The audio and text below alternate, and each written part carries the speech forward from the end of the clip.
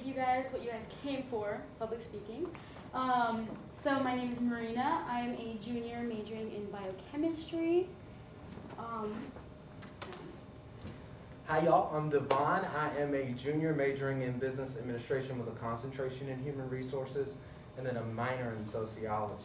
That's like the first time I've said that out loud. So it's nice. Hi, I'm Liz. I'm a senior majoring in English with a concentration in language, writing, and rhetoric, and history. And we're all career masters, if that hasn't been super clear. I'm a something. I've been here for a while. I think this is like my 6th semester as a career master. Yeah, right around, I guess, 4 for me, so. And then Marina? 3. This is my 3rd one. Awesome. Super excited y'all are here today. I am going to actually get us started by talking about our objectives. We like to put these up there just to showcase kind of what you're going to learn from this, but if anybody sat inside a classroom, we know we don't pay attention to the objective slide anyway. We're like, let's get to the content. But just quickly, right, we're going to explain the basics of public speaking. We're going to deliver and showcase some tools to improve overall what you should be doing in your speeches, in the classroom, whenever you have to stand up and vocalize anything. We're going to show you some tips there. And then lastly, we're going to give you some, maybe a little bit of tools on how to reduce that anxiety around it, because it is kind of scary, right? I'm a head nodding crowd, so I just like to let people know up front too. That way if I look at you and I'm like nodding my head, if you nod it back to me, you're forever in my heart. So. Okay, so these are the 8 career competencies, readiness competencies, mouthful. But, so these are basically things that are good to have and you should master, or at least improve on, to be ready for the career world. And in the context of our topic today, oral and written communication, obviously public speaking, you're talking. And then it can also be applied to critical thinking and professionalism, work ethic. You can also apply it to some of the other ones like teamwork and collaboration, because you're going to have to be talking to people and trying to figure out like what you're doing. And it could be applied to a bunch of others, but those are just kind of like top 3 right now. Okay, I like to ask questions, and if you don't want to answer them, that's fine. I've never answered a single question at a presentation, to be honest. What makes y'all nervous about public speaking? Public speaking. Oh, that's completely fair. Yeah. Any specifics? It's usually just when I'm not knowledgeable on the topic that I'm talking about. That's usually the only time I'm nervous speaking in front of people. Yeah, I totally get that. As someone who came in as a career ambassador with baseline no knowledge of anything to do with career readiness, and my first presentation was one like 4 times the size of this, I completely understand that.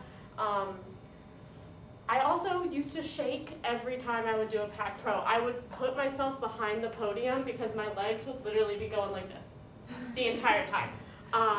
So and that's kind of like in the top 5 biggest fears that most people have when it comes to public speaking. They are afraid they're not going to know enough. They're afraid that they're going to forget what they need to say. And, wow, I just forgot what I need to say. But it's basically like around the same fears that, I mean, if you could probably think of 5 things you're the most afraid of, it's probably the same things most other people are afraid of. And I think the biggest part about having the conversation around lowering your nerves is realizing that everyone else who's in your position has probably come across the same fears as well. Commiserating with the group makes at least for me, it makes my anxiety go away a lot, and I'm anxious about quite literally everything. And I think that practicing as much as possible, even if it's just literally reading everything that you need to read 1,000,000 times in your head right before the presentation and you never speak a word out loud. I think that's really important because you're just like, I know the information. If I need to come up with some gibberish to like convey it to a different group, that's fine. I like that though. So you're talking about content. I love any other fears Is she? Sometimes, yeah, you should, sometimes saying something really obvious that it's very unnecessary to. So like even though you have like a different take on what you're trying to say, but it might come across as if like you're just trying to make a point that is not necessary. My mother's actually a pre-K teacher, so a lot of times when she's talking to me, right, I'm like, okay, you didn't need to say, like, wash your hands after you go to the bathroom, right, you know? But it's that extra added step there. I totally understand that. That's a good point. Any other fears? None? Okay, all right. So kind of going off of Liz, we have a couple fears up there. We have voice shaking, loss of breath. Liz was kind of talking about like the shaking part. It's definitely very common. I have it too. Usually at the beginning of any presentation, I'm a little bit like shaky until I like get warmed up. And then forgetting what to say. Also, we mentioned that one. Because you're like so worried about like, oh, I need to make sure that I am doing this right. And then you forget what you want to say next, basically. Technical problems, we kind of experienced that at the beginning. For those who were here, you never know if you're like thrown into a setting that you've never been in before. You never know what's going to happen. And especially with like everything revolving around technology these days, because COVID, that wasn't a cough, that was a, don't be scared. I'm just messing around. But so we rely on technology a lot these days, so when it goes wrong, it might feel like everything's crashing. And as you can see, like, start heckling, like, if I tell a joke and you guys don't laugh or do laugh, I might be sad. Just messing. Okay. But also, if I ask a question, the audience might not respond. That might make me feel nervous. But if you guys are scared of public speaking, that's completely fine because you guys are not alone. 75% of people are scared of public speaking. So it's definitely one of the top fears that people have. One thing about technical problems, they happen, right? And then one of the things we'll be talking about is controlling your nerves. But we actually didn't throw in a slide to talk about, you know, what do you do when things just don't work, right? Because you can't really control that. When the technology isn't working, you can't control it. But what you can control is how you respond to it. And so that's what we want you to keep in mind continually.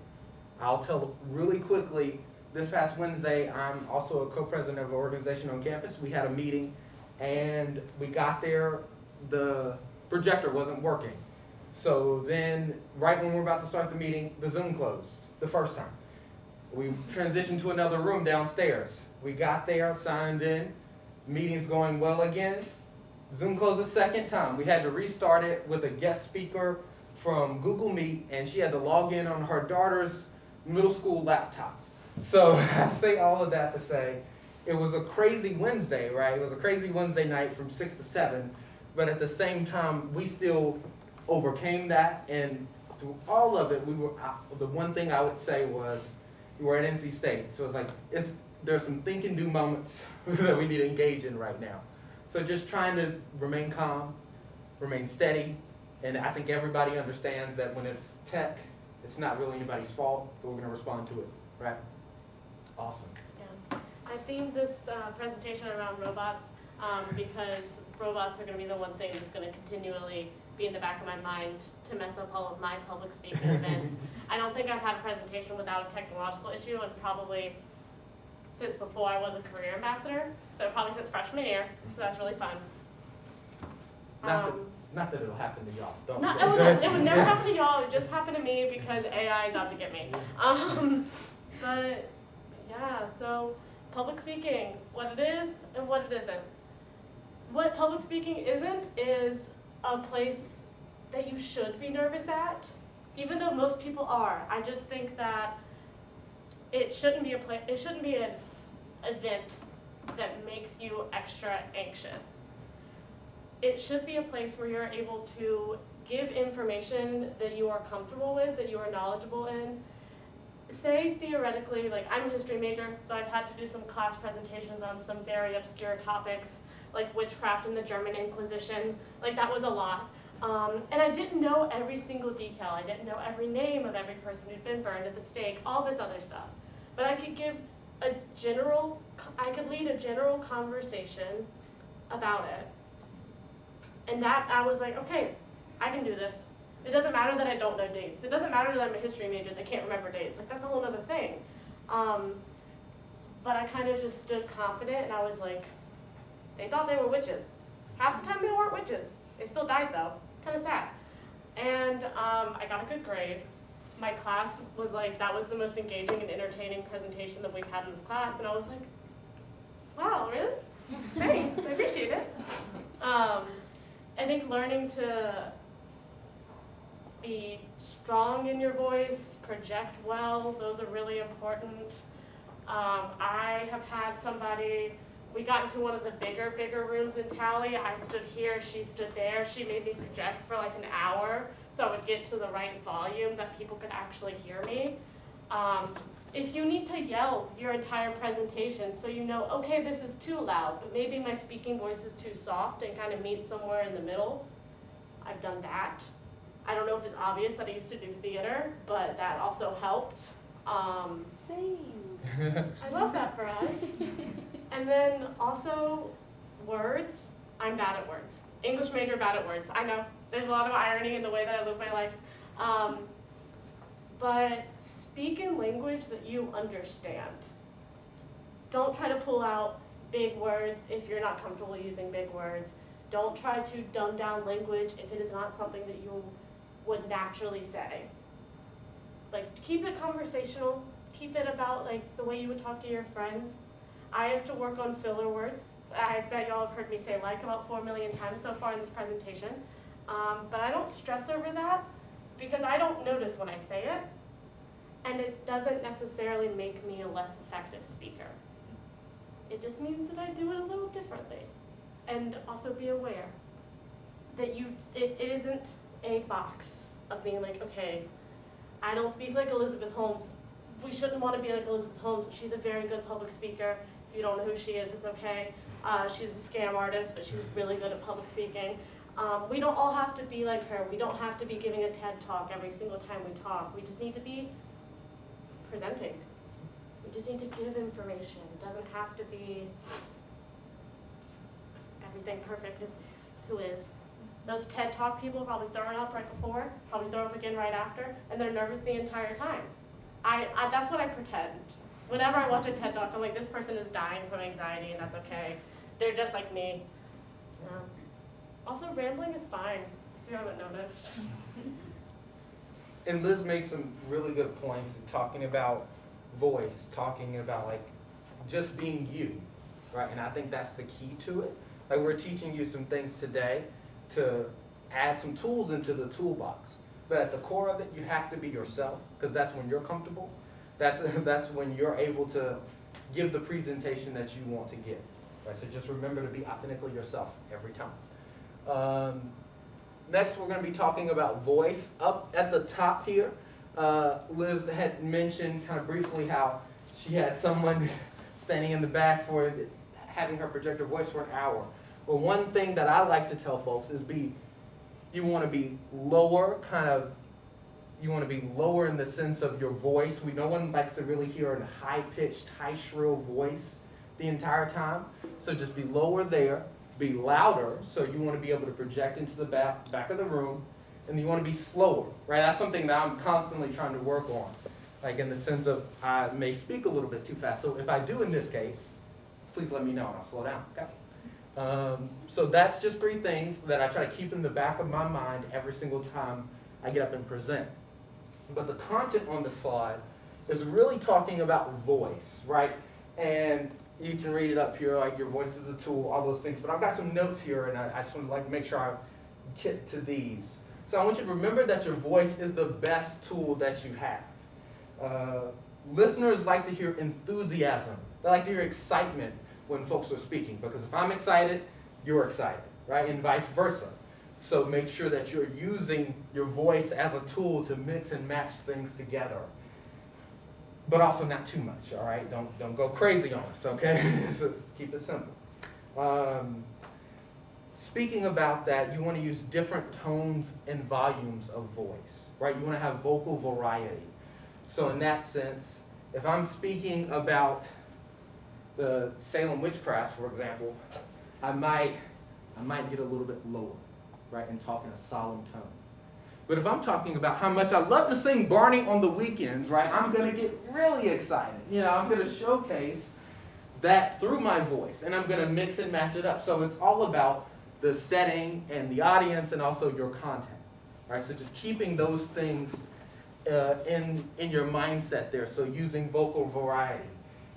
And then also, don't be afraid, this is my last point here, so don't be afraid to be silent.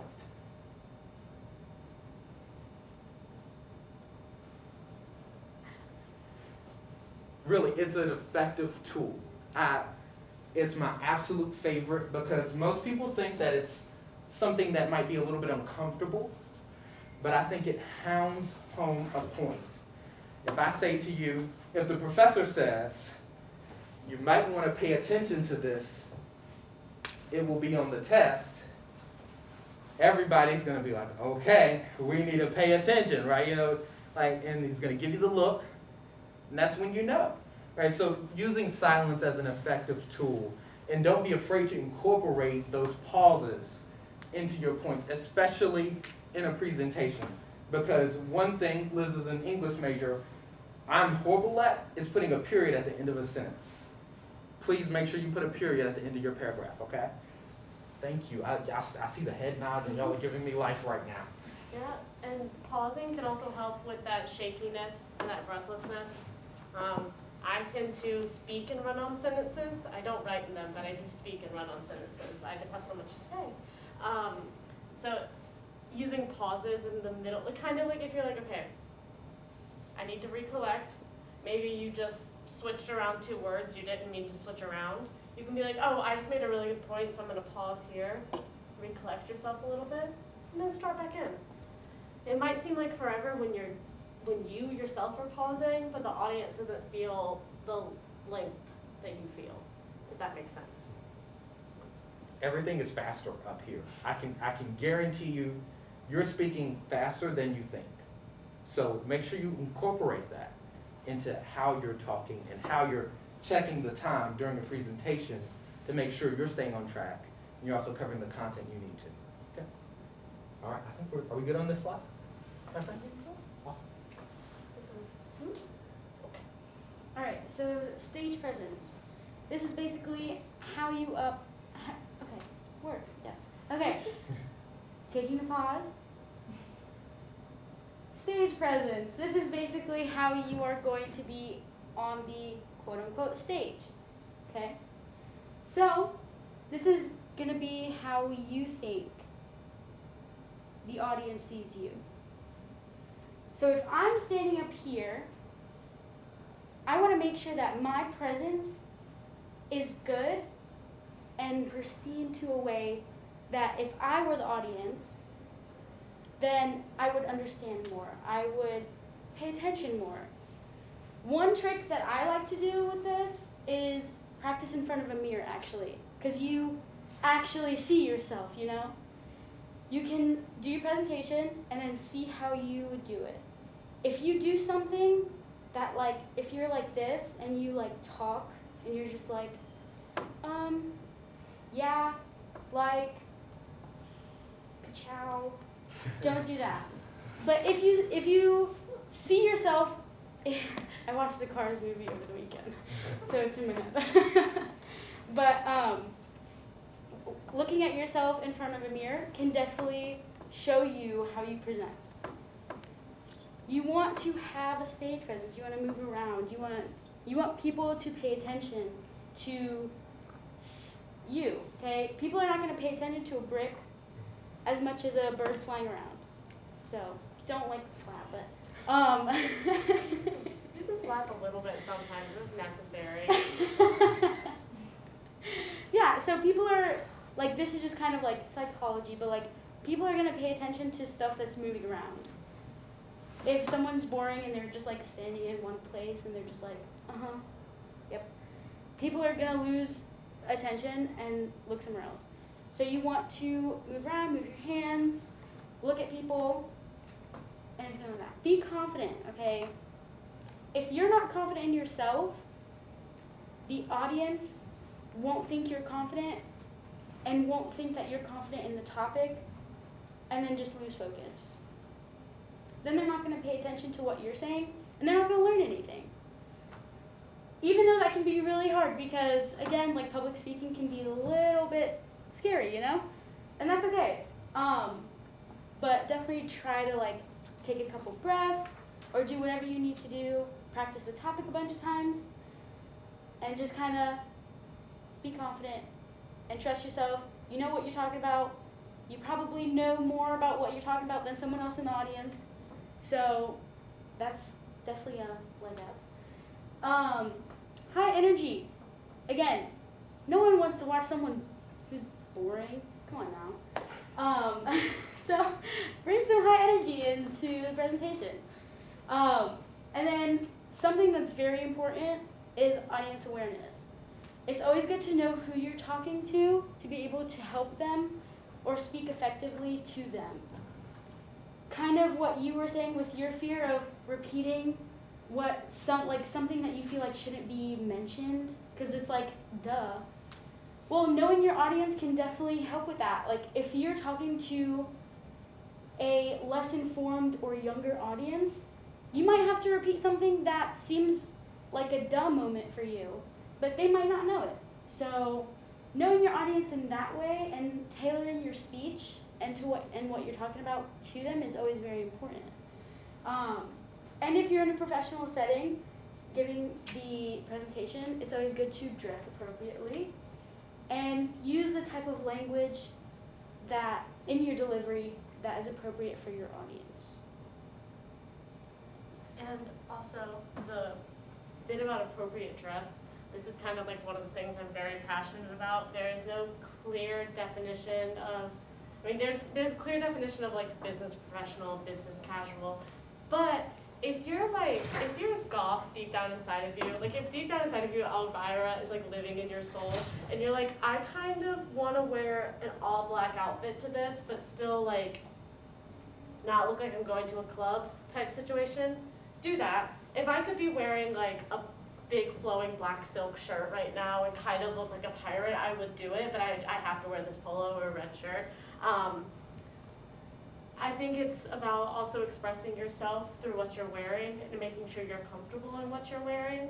Because I have office appropriate pants that are less comfortable than this. I would never wear them to this environment because I would literally be like, so public speaking is really important because these pants are really tight and I can't breathe. And I'm also claustrophobic. I ordered this polo a size too big just so I wouldn't be like, okay, so. Not even noticing it, just being like, so guys, we're going to talk about public speaking and I'm going to tell you why you should listen to me because I think it's really important. That would also distract, I'm pretty sure, every single person in this room. So you don't have to look like any sort of type of way, but still be comfortable and still be put together. Does that make sense in the sense of knowing your setting? Now I'm going to talk even more about audience, because audience is probably the most key part of a presentation. Because if you're talking to a group of, like I've done a few presentations to a group of STEM majors, and when I tell you doing the research to like be able to talk to them on their level, I'm just like, I can use big words, this is really nice. Like I have been in a few situations where I've like done presentations like my old high school and stuff like that, and significantly dumbing down the language for that audience was so much more difficult than any presentation I've ever had to do, but I knew it was necessary because these 16-year-olds are not going to know what I'm talking about if I'm using SAT words. That's not my hometown. But here, I'm like, okay, I can speak on my level because everyone here, we're at state, we're all smart people. Even if you don't feel that, we're all smart people here. So I'm able to kind of speak in a way that's more comfortable for me. And in this smaller environment, I know that it's gonna be easier for me to make eye contact with you guys.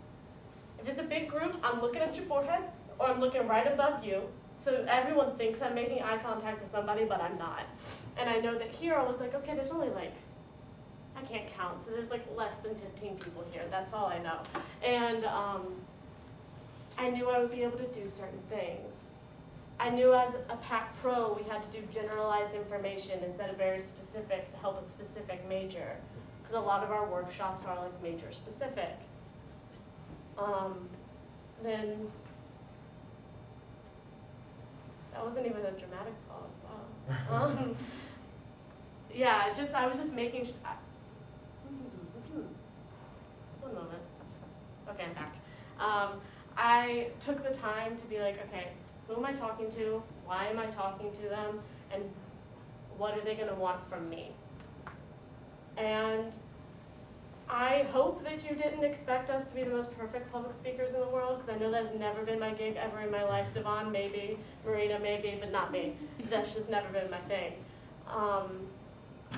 And I just was like, okay, I want to show them a realistic version of what public speaking is like. Sometimes you're not as confident as you want to be, and that's all right. Sometimes you need to pause in the middle of your sentence, and that's all right. We all learn from each other. Yes, and so that's why knowing your audience is probably the key part, other than knowing the information. Yeah, so this is very important. Gotta make eye contact, okay? Gonna stare all y'all in the eye, just for a little bit. So, why eye contact is important is because it makes it more personal, okay? When I stare at you, or you, you feel that I'm talking directly to you, which I am. And it makes it more personable.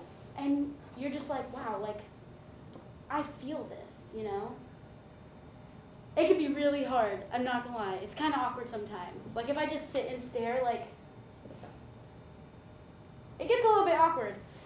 And I'm not gonna lie, I'm guilty of this. Sometimes I tend to not stare at people in the eye. You could definitely do the forehead staring. I sometimes look at the back of the room if it's a big room, because sometimes it looks like I'm staring at someone else, but I'm still making eye contact. So if you have a fear with making eye contact, you can look next to someone or between two people. Like, I'm looking between you two. You don't know that I'm looking between y'all. You might think I'm looking next to someone next to you, but I'm still paying attention to the audience. It's always good to look this way than this way. So keep your eyes that way any way you can. It definitely makes it seem more professional and like you prepared than staring at the screen and, reading. Never give your back to the audience. Side note. Some range that we give is like 5 seconds per person. You don't have to actually stare 5 seconds per person, but just kind of skimming around the room, and going back and everything like that is always good. Yeah, one thing that I like to keep in mind is you can make eye contact with one person at a time, but that makes you uncomfortable. One thing that I try to do is find a pair of friendly eyes in the room. Someone who looks like they're engaged, right? Looks like they're, like what my friend's doing right here is nodding his head and giving me the eye contact that when I come back over there, I can give that to him directly. And that is something that I try to practice. That way you don't have to look at everybody, but if I see, is it Bremon right here? Okay, I was close, I'm sorry.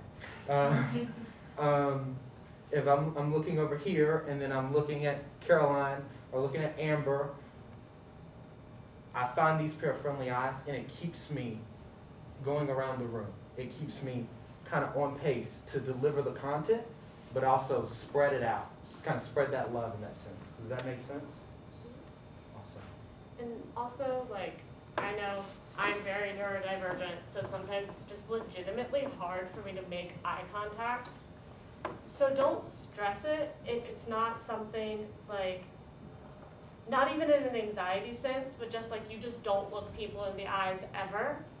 Don't stress yourself out trying to be like, okay, gotta make eye contact with every single person in this room, or I'm not gonna be able to convey my information appropriately. I focus a little bit more on just making sure you're looking in the general vicinity of the audience and just doing what can help you convey the information in the best way. Like if you're gonna look someone in the eyes and be like, oh my God, why are they staring at me like that? This is throwing me off a little bit. Just don't look at them again. It's okay. No one will know. Are there any questions?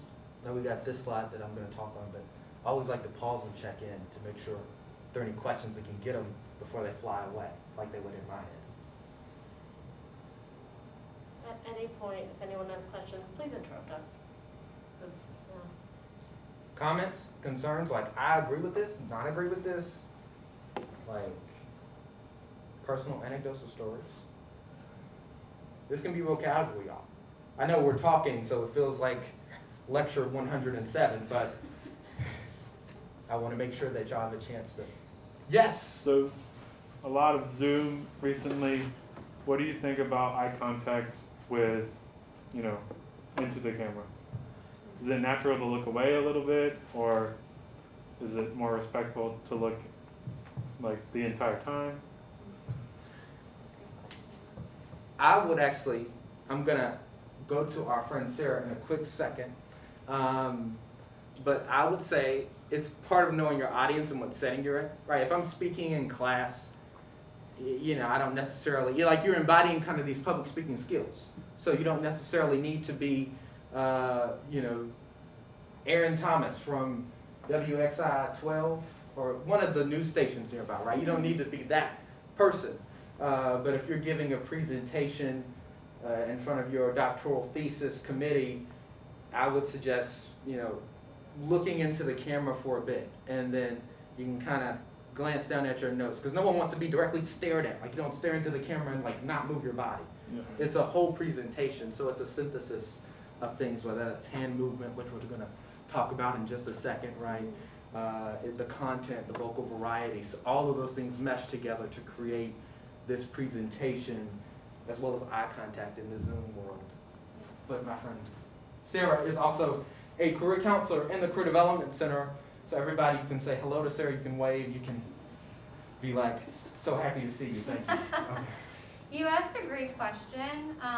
So I'm really comfortable with public speaking. I think it's because I grew up singing.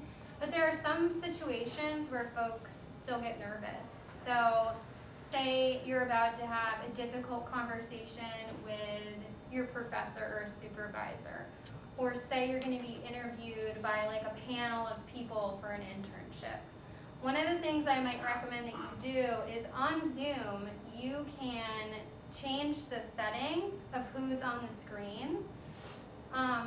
And what I will do if I'm in a situation of that nature, I will change the screen to the person that I'm most comfortable talking to. So if my best friend is in the meeting, I'm going to have her on my screen so I can look at her. Or I'll have it and I'll be looking at myself. Because it will distract me as opposed to looking at some of the scary people that might be on the call. Or ones that might make me nervous. Now, when you're in an interview, still the same thing. I think if there's a PowerPoint on the screen and say you're presenting in a class, it's a lot, people are looking at the PowerPoint. So if you can glance up every once in a while at your camera, that's great, but you're presenting, so they're looking at your presentation anyway. Say you have to do a speech on Zoom and it's just you, there's nothing to go off of, then I would try to, maintain eye contact with the camera. But it doesn't mean you need to have your eyes glued because, that's hard. You got stuff around you, so don't feel like you need to be glued to your screen. But play around with Zoom when you're talking in a group if you find yourself to be uncomfortable, and try and pick people that you feel comfortable looking at, so you can kind of hide the people that you're a little nervous about looking at. Awesome. Thank you for that. Yeah. Are there any other questions? That was a great question, by the way. Thank you. Any other questions, comments, concerns? Yes. Ishida. Yeah. So I love this presentation and how it's going so far, and especially how you guys have inculcated like moments of comic relief, humor, so like smoothly and without like effortlessly. It doesn't feel like you're trying to do it for us. So I really struggle with sort of engaging my audience in a way that is not very much linked to my content. So I was just wondering if there was a way how to inculcate humor or like these moments where you really connect with the audience, you know, in a more intimate way. Go ahead. Okay, I do this, I make jokes, and I try to get a little giggle because I'm really nervous, and I'm gonna laugh because I laugh when I'm nervous. And honestly, for me, I think it just comes from I'm able to kind of like poke fun at myself. So if I do something, like when I forgot what I was gonna say, I was like, this isn't even a dramatic pause, I'm just pausing.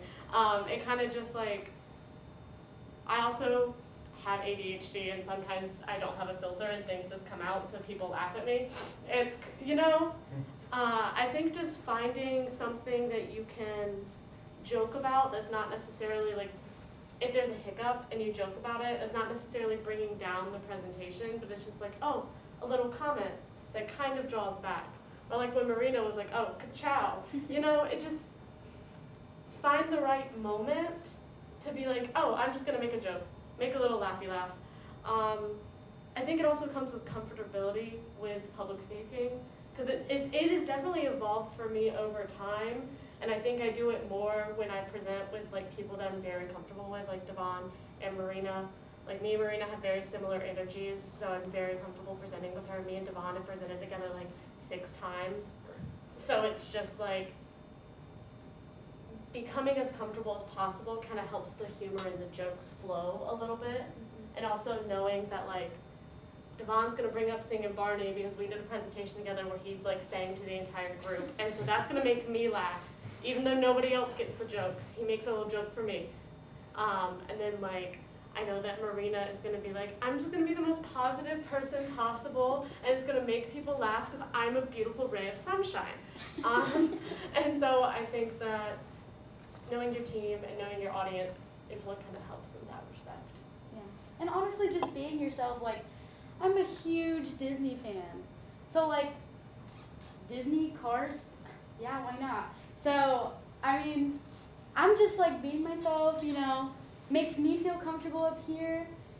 Putting so much pressure on yourself to be a certain way when you speak in front of people can take away from, like, your extra spice that you put into it from just being you. So just kind of making sure that you like, you know, believe in yourself and like you do you, like it's you and you got it, all of that. And just being yourself up here can definitely help with that too. And they've all gave some advice, so I'll just give a little quip here. One thing that I always like to do when I'm presenting is I try to ask folks, how was your day going? I know when we came in, some of our folks were here. I was like, okay, like, how are you doing today? What's going on? Liz is asking about recent holiday, Halloween, right? So those things like that let the audience not only meet you, but you get to meet them. And in turn, there isn't as much pressure, right? It's like, who are these nameless faces, right, that I'm looking at? Well, now I have names to put to these faces. And they know what I did this weekend. I know what they did this weekend. So just immersing yourself in that people experience is going to change how you public speak, right? Because folks know who you are, you know who they are, and now we can talk about this content, and you can learn everything you need to learn. Awesome. Any other questions? That was a great question. Okay.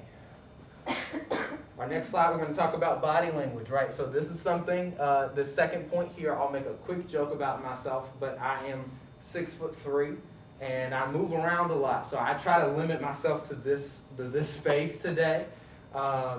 But one thing I'm really good for is flapping my arms and getting really excited, and everybody's like, "Oh my goodness! Like that is a lot going on right now. Like why is this basketball player up here trying to tell me something?"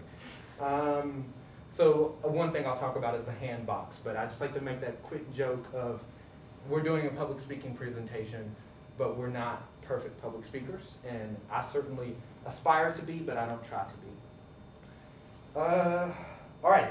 One study actually that I had pulled, I didn't put it in the slide, but one study I pulled is 55% of communication is actually nonverbal, right? And this is going to come in the body language piece of this, right? And I like this to be, I wanted it to be a signifying number for you, because 55% of what we're saying, or what we're doing, is interpreted from our hand movements, from our eye contact, from our way that we kind of shuffle or get around to the audience, right? So I think that's a big number.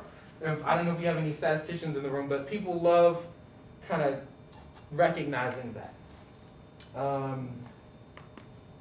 Yes, one thing that I actually want to talk about here is practicing good posture. This not only helps with your vocal variety, because your diaphragm is extended, but it's also a best practice. No one wants to see the Hunchback of Notre Dame, right, coming up here, presenting. You know, that's not something that folks want to see in their presentation. So standing up straight, right, projecting that you're confident with your body language, right? Earlier we talked about having high energy and being confident. That's going to extend over into this physical body language area. Another thing is stance, right? So I love to talk about how we can stand in a space, because we can showcase different things. Something as simple as me coming up here, right, closer than right there, and leaning in. I'm telling you, people are more likely to answer your questions, to engage with you, if I come all the way up here and I say, does anybody have any thoughts on that, right? Does anybody have any questions? I'm moving my hands, right? I'm kind of gesturing to get you to come onto this presentation and add your thoughts. So thinking about your posture and your stance as you're incorporating these strategies into your public speaking. Another thing is hand gestures. Now, I made that joke earlier, right? And I did it just then. I was like, out here. But one thing that we like to teach, or I like to call attention to, is the hand box. So I like to break down the hand box. If anybody wants to do this with me, you don't have to. But if you would bring your hands kind of like out here, like you push them inside, you push your elbows inside. Like this is as far as you can go. Like this is as far as your hands should be going. No one wants to be in a presentation and they're like, y'all have a very long wingspan. I'm 6'3". If I say, we want to get from point A to point B. Y'all, that's a lot going on up here. Right, yeah, like really. Spatial awareness is key. So make sure that your hand box is like this, right? You're saying, we want to get from point A to point B. That's much more controlled. It's simpler to keep track of, but also, yeah, I hope it looks visually appealing versus ah and ah. Right? You don't want to do the Cupid shuffle up here. You want to keep it simple, okay? Let me make sure. And earlier, Liz mentioned looking in the mirror, right? This is a key strategy, y'all. I'm telling you, because when you get to see yourself, you ever took a selfie and you're like, man, I look good. And then you take another selfie and you're like, oh, who's that? Right? So you want to make sure you're practicing and you're looking in the mirror, because if you, in your presentation, you're up here at the lectern, you've got your notes, and then right up under that, you've got a star that says, here's where you do the circle. Right? Here's where you do the circle of life. I don't know what you're presenting about. Maybe it's Lion King or Disney folks, right? But here's where you do that circle. And so you literally implement that into your presentation. That mental note right there is going to not only keep you focused, but it's also going to be an added element to the presentation. All right. I didn't have that on my notes, but it just popped in my head. Oh, one more thing. Another thing is you can videotape yourself. So if you don't like looking in the mirror, y'all, hopefully we've all got phones, right? You can just videotape yourself, and then you can really see what it looks like. So those are just two strategies to implement as we're looking at body language. Does any of that make sense? Any questions about the hand box, posture, situational awareness? Yes. What's your name? Twins. Yeah, we are. Fraternal or identical? Fraternal. Yeah. I'm Seth. Seth. I'm Devon. When it comes to like body language, what's your like standing behind things? I feel like should you stay like not behind things, behind a desk or something like that? Do more out? Yeah. That's a good question. I can tell you that I've done a lot of public speaking, and I used to be the person that would cross the presentation. Like I would literally go under the presentation, come back over here, walk all the way over here, and it takes up a lot for the audience, right? So I am very intentional about trying to like limit myself to be back here because I know me. But if you're comfortable with moving, right, you can do that. One thing that I will note, and I should have mentioned this earlier, is that if you've ever been at a podium and you've had to public speak, Liz mentioned that she would stand back here and kind of shake her legs. Shaking at the podium. Right. What he's talking about. Right. I am going to caution you from doing the death grip on the podium. All right, no death grip on the podium. I promise you'll be fine. Take a deep breath. You want to take a deep breath. So no death grip. Don't try to just stay back here. You want to get some type of movement. So if I'm going to maybe give some eye contact to my friends over on this side, just maybe take a step and look, right? Simple things like that. But you don't have to go crazy with it. That make sense? Awesome. And I'm a person, I bet you guys have noticed, I rock, I kind of hop. That's just kind of how I live my life. I'm in constant motion. I try to make sure when I'm presenting that I do repetitive ones. With standing, if the space permits you to not have anything in front of you, that's probably preferred. Because you don't want to have a disconnect with the audience. You want to have like one-on-one, but if something's like in front of you, then there's like basically like, a block. There's like a wall. And that could translate really weird to the audience where they might not listen as well. And also just standing, like instead of standing like this is also a block, standing like this, kind of opens you up a little bit to the audience. But only if the space permits where you're not like, standing in front of them because, I'm not blocking it because I'm short, but, if the space permits for you to, stand with nothing in front of you, that's always good. Okay, so we're gonna talk about the 6 C's, and how you should talk. You need to be clear with what you're saying. Should try to be concise. Most people will tend to lose their attention, if it's like long-winded speech with like nothing engaging in it. So trying to be concise, straight to the point is always good. Concrete, just like say like, yep, this is the answer that you've been looking for your whole life. This is the purpose, Coherent, you don't want to say apples are green and then talk about that, but then say bananas are green or apples are yellow. Like keep it coherent with everything you're saying. Complete your thoughts. Don't just say and then move on. Finish your thought, repeat it if you want to say it a different way, and then correct. If you mess up, it's okay to go back and correct yourself. Like, there's nothing wrong with that, So, just keeping these in mind. Yeah. All right, here is something that I love to talk about, controlling our nerves. So I plan to do this right now. I know we're coming to our last couple of minutes, so I appreciate y'all staying with us. I threw this photo up here, and it's just, and breathe. So if we all want to take a deep breath, just with me, on 3, 2, 1, we're going to inhale, and then, no, it's the other way. So we're going to inhale on 1, and then I'll let you know when to exhale. How about that? Just to keep it simple. All right, so 3, 2, 1. Now exhale.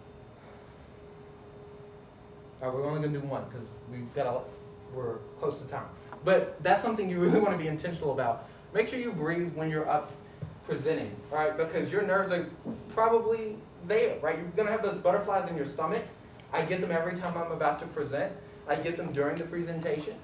But you want to make sure that you're being steady and you're being consistent. Because if you're steady and consistent, your audience sees that. And that's what you want to portray. You want to portray that confidence. One thing I actually have up here, because I've done this before, and I used to speak in competitions, and if your throat is scratchy, please don't clear it in front of the microphone. All right, that's like that pivotal. That's like the most cringe moment in every movie.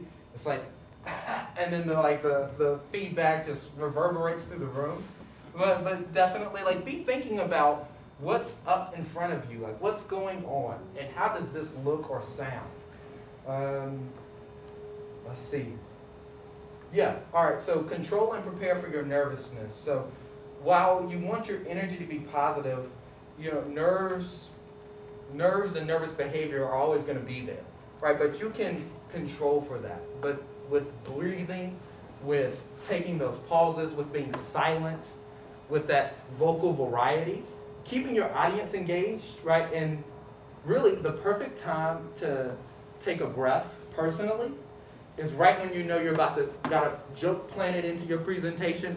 You're like, all right, this is gonna kill them right here. This is gonna land, and I'm gonna get some like vindication in that moment, and then I can take a step back, reset, and say, and we're back to the content now.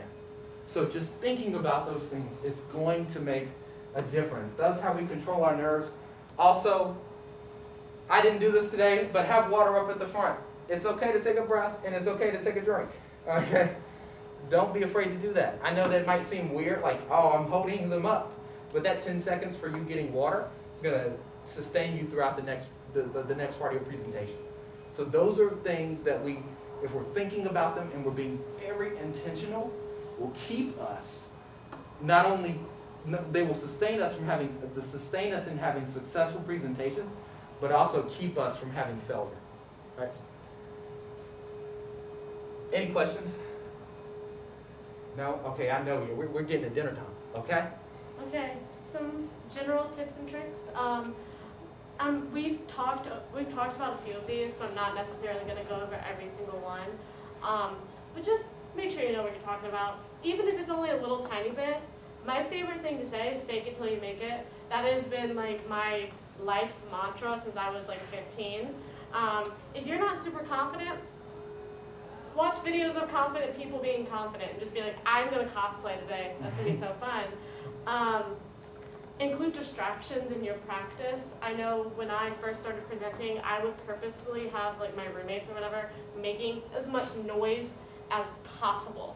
And I would be like, okay, I'm gonna focus. I hear this rattling. I hear there's a dog barking somewhere, but I'm gonna focus and I'm gonna pay attention to this. Have people walk by in the background, because like normally the people walking by through Tally, I'd be like, oh my god, that girl's dress is really pretty. But like today I was like, no, I'm gonna focus. I got this. Don't apologize to the audience. I don't even know if I've done that today. I normally do that a lot because I'm just a very apologetic person. And smile, but in the current age, smize. Use your eyes. One thing we didn't talk about in body language is the way that we've adapted body language through COVID. The way that your face expressions have very much changed. People say that my eyes are very sad, just because they're big and kind of downturned. So I have to make an extra effort to be like, okay, I'm going to animate. I'm going to use big eyebrows. I'm going to make sure people know that I'm not about to cry. I promise. So I think bringing all of these elements into your presentation will add a little spice and make it a little bit better. And it'll also help you calm down and be like, okay, I got this. I'm going to kick some butt today. It'll be great. Yeah, all eyebrows are perfect. Like that kind of eyebrow raise, or even like when we have big smiles, you can tell, like in the eye, are these dimples? I think these are dimples. In the temples? Dimples. The dimples. No, the dimples are like right outside the mouth. Oh. We don't need to get into this. We don't have to get into this. But when you do smile, right, when you're laughing, I can tell, right? And you can tell when I'm having a good time and you want to emulate that. Okay. So, we've kind of reached the end. Do you guys have any questions for us right now? questions about life, anything? Oh. Is there any tips or things you have to do different when you're hopefully speaking in a group versus by yourself? Can you elaborate? Like, how you're like spread out so you're not like all on one side, or just improving your skills for not trying to interact with another presenter and such? That's a good question. I'll repeat it in case you couldn't hear. We got a nice vacuum outside. But is there anything within in the group setting that you should be paying attention to within public speaking? So he was kind to mention that we're kind of spread apart at a nice length, or at least we tried to be throughout the presentation. That way, as we were speaking, you were kind of moving along with us, right? And the presentation was flowing, right? Those are some things that you can be very intentional about. So yeah, what it is, I would say, it's very similar to being a solo presenter, but you have to keep in mind that there are essentially more people in the space. So how do we use that space? And Liz mentioned that she's worked with all of us, right? And so knowing your fellow presenters is a great step to having a successful presentation. And also, I tend to project my anxiety onto other people because I'll be like, okay guys, we're gonna do all this stuff to prepare for it because I think we should all prepare in the exact same way.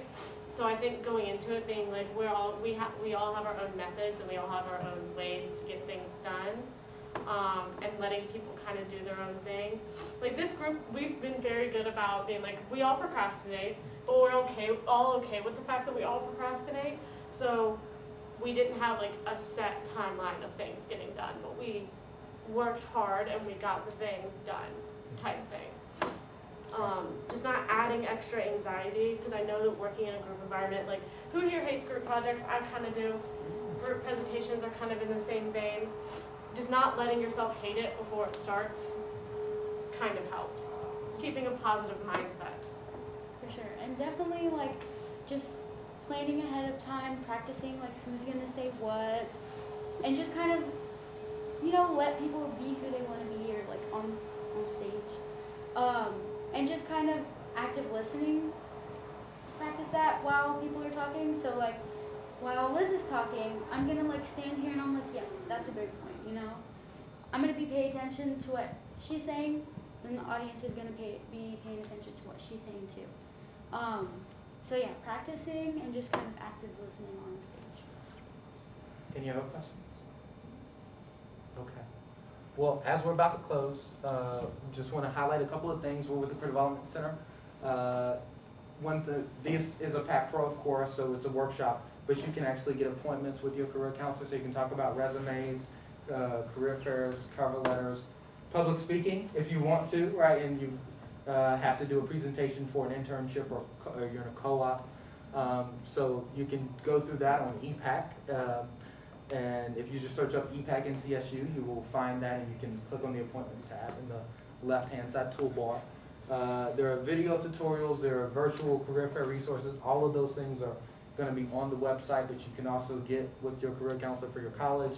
Thank you to our friend, Ms. Sarah Wild. Our consultant. Y'all can clap. Much love, much love. But I think in terms of that is about it.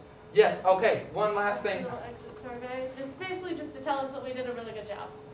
So, or if you think this was the worst presentation you've ever been to, you can also give us that kind of feedback. Yes. Just to let us know how we're doing and how we can better serve the community.